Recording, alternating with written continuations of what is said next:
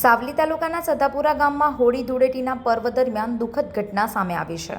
ફૂલ પાડી લેવા ગયેલા 29 વર્ષીય જયદીપ ગોહિલ ઝાડ પરથી ફૂલ તોડતી વિડાએ વીજ કરંટ લાગતા નીચે પટકી ગયા અને ઘટના સ્થળે જ મૃત્યુ પામ્યા। ઘટના સમયે વીજ વાયર ઝાડને અડતા બની તે ઘટના બની હતી।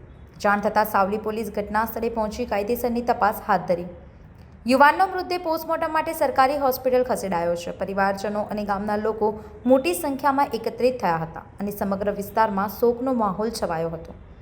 સંવાદદાતા સાથે અભિપ્રાય ન્યૂઝ વડોદરા।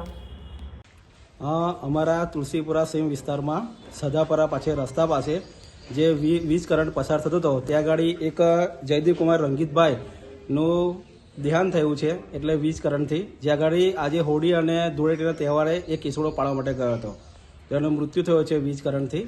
અને હાલની અંદર અમે લોકો જન્મોત્રી હોસ્પિટલની અંદર એમના પીએમ માટે આવ્યા છે અને અમે સરકારશ્રી પાસે એટલી માંગણી કરે છે કે આ વીજ કરંટ એ ખૂબ જ મતલબમાં ઝાડની નજીક છે વાયરો, તો એના કારણે કરંટના કારણે આ વ્યક્તિનો મોત નીપજ્યું છે, તો એમને વધુમાં વધુ સહાય મળે એવી અમે સરકારશ્રી પાસે માંગણી કરીએ છીએ। આપનું નામ?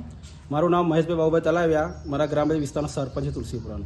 વધુ સમાચાર જોવા માટે અમારી યુટ્યુબ ચેનલને સબસ્ક્રાઇબ કરો અને જોડાયેલા રહો ફેસબુક, ઇન્સ્ટાગ્રામ અને ટ્વિટર પર।